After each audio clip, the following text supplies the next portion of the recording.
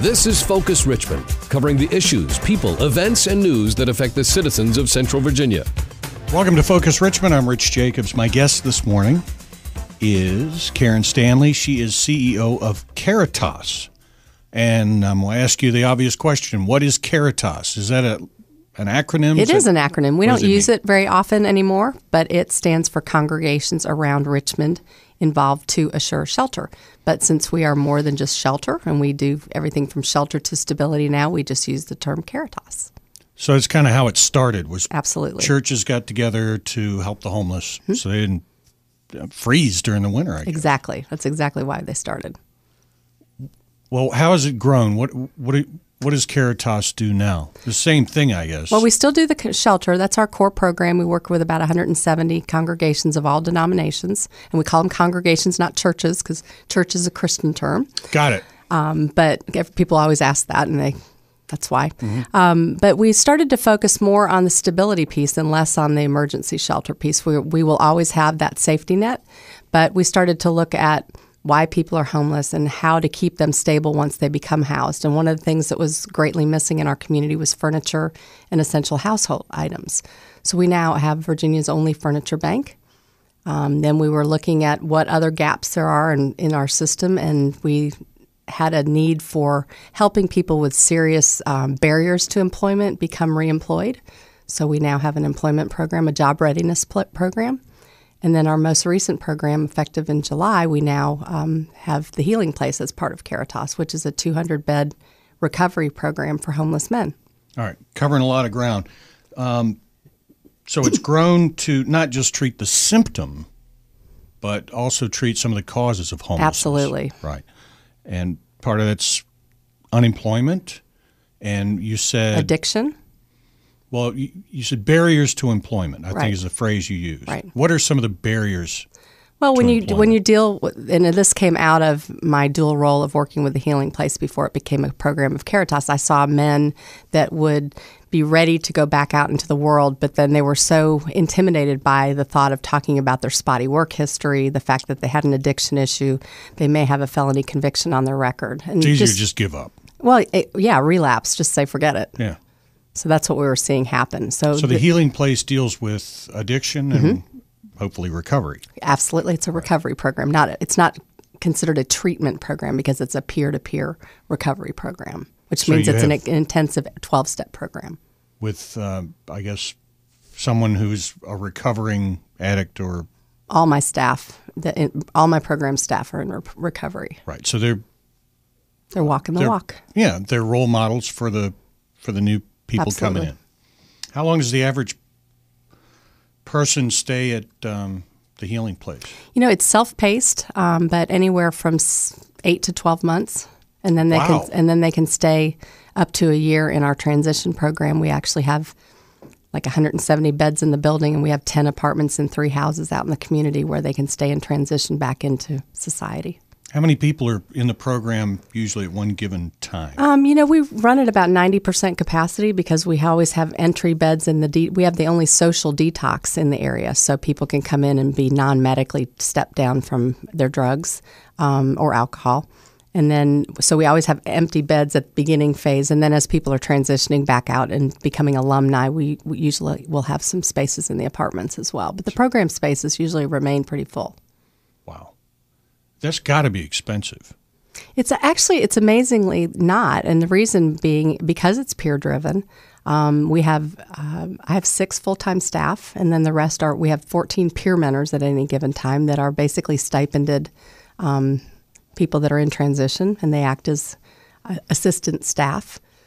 So our cost per person per day is under $20, which is a lot less expensive than prison or regular treatment or being unsheltered out in our community. Right. So the original goal of CARITAS was just to make sure that the homeless had a place to stay. Correct. Sort of an emergency shelter safety net. Right. Yeah. And now it's grown to address as many causes of homelessness as I guess you can. What other causes are there? Well, as over the years, we've seen mental health as a huge issue, or lack of assistance in the mental health world. And it's one of those really catch-22s because people don't realize that they have a mental health issue, and then they get assessed, they get on the medication, they feel better, then they stop taking their medication, and it's this constant cycle of people. But between the substance abuse, the mental health, or those that are duly diagnosed and have both issues, that's a big portion of the folks that we're dealing with. And then now with the economic situation, people that had been kind of on the fence and had been making it have really fallen into our system as well. Right, the ones who are just getting by. Just exactly. Right there on the edge. Right. What are some of the other programs that CARITAS, I mean, we talked about the shelters, we talked about the healing place. Right. Well, the other one, the second program that we really started after the shelter was the furniture bank. Oh, right, the furniture. There had been several attempts in our community to start something like that with not enough resources really put behind it. And now we have a 20,000 square foot warehouse. Actually, it's more than that now. It's 50,000 square foot warehouse. We partner with 70 agencies that actually send us their clients. They determine the eligibility. They could be somebody that's working through Red Cross that's been burned out in a fire. Could be a foster child that's re-engaging with their family. Departments of Social Services, both in Chesterfield and Henrico and Richmond, are part of our referral partners. So they determine eligibility. Then they come in to get connected with a personal shopper, and they go through and get whatever it is they need: beds, dressers, couch, dishes. Does it cost them anything? It's a per year membership fee of like $50 for our referral partners, and then it's a per household access fee of $50 to $100. They get between $600 and $700 thrift store value of items. Right. And these are, I mean, I'm assuming these are people who are homeless. Well, they're homeless, or most of them are homeless or at risk or in need. You know, dealing with Red Cross, they may or may not be.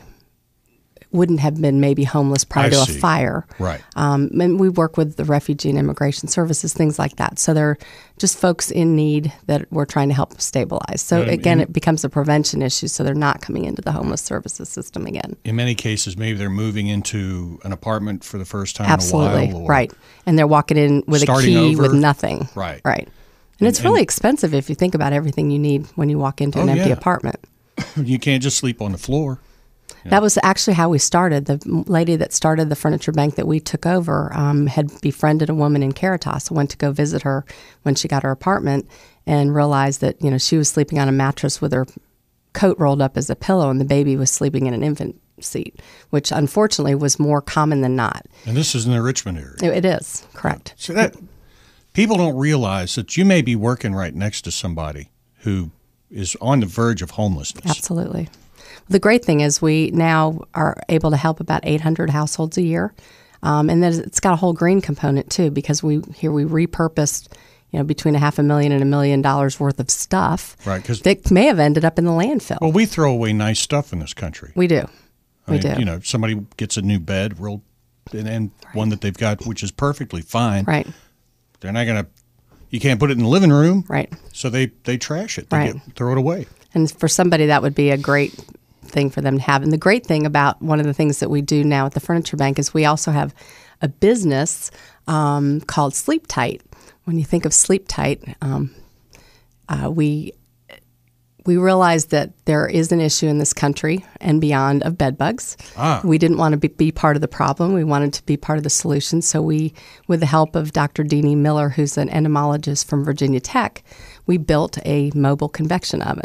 So now, not only when we get mass donations from hotels and, you know, military bases and colleges, can we make sure and cook everything to make sure that it is bed bug free. Right. We can now also sell the services so that it creates a stream of income coming into CARITAS. So we're talking like a mattress oven? It is. Well, it's not just in mattresses. I mean, bed bugs can be in anything that's typically in the bedroom. So just like sheets and comforters and mattresses. Well, we and usually do that kind of stuff in a dryer, but but couches and you can run a couch through the oven? Well, it's in a box truck, so we actually will come pick everything up, and then we put the probes in. It has to be at a certain temperature. The reality is, adult bed bugs can be killed by chemicals, but larvae, the only thing that kills larvae is heat. So, and they can lay dormant for quite a period of time. So we're helping with the problem, and we're helping not spread the problem, so that folks that come to our furniture bank can be assured that what they're getting is free of bed bugs. Giant oven truck. Isn't that cool?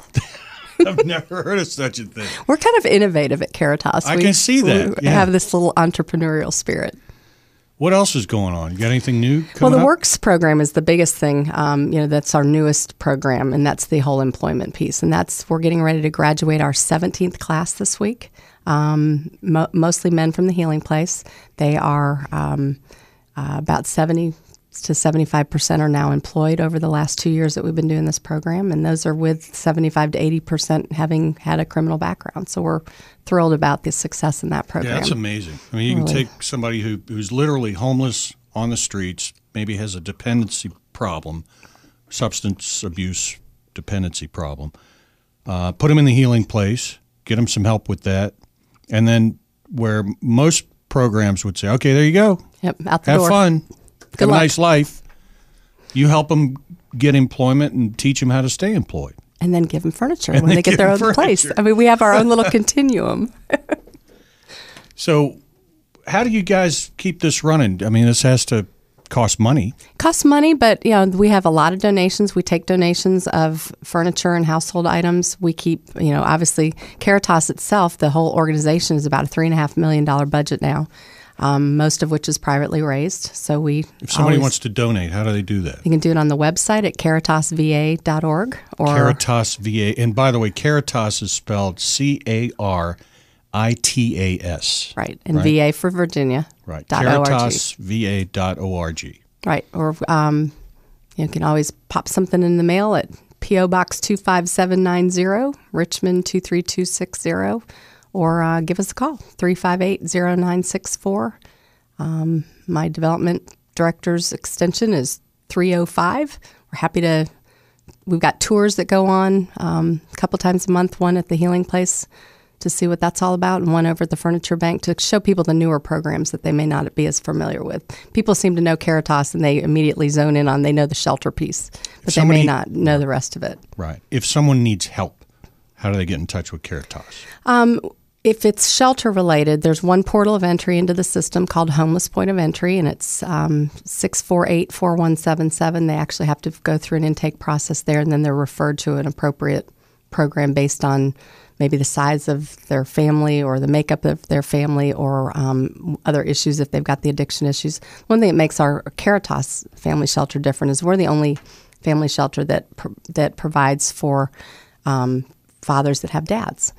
Most family shelters are really women and children, and we wanted to be kind of holistic in how we looked at this. So two-parent families or fathers with children can come to CARITAS, and we house them and get them the help they need. If it's other things, the Furniture Bank, they have to come through one of our referral partners, which they can find on our website, who's connected to us.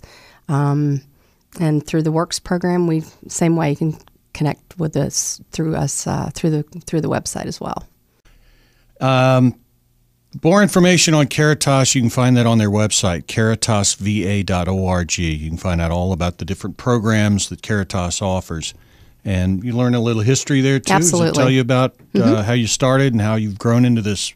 I think it's really, really cool that you started addressing just the symptom of a problem and realized, wow, this is a lot bigger, and how it's basically working to take anyone who's willing and help them get back. Permanent solutions. Get them back on the rails. I think it's absolutely wonderful. My guest has been Karen Stanley. She's CEO of CARITAS. And like I said, you can get more information at caritasva.org. Karen, thanks for coming in. Thanks for having me.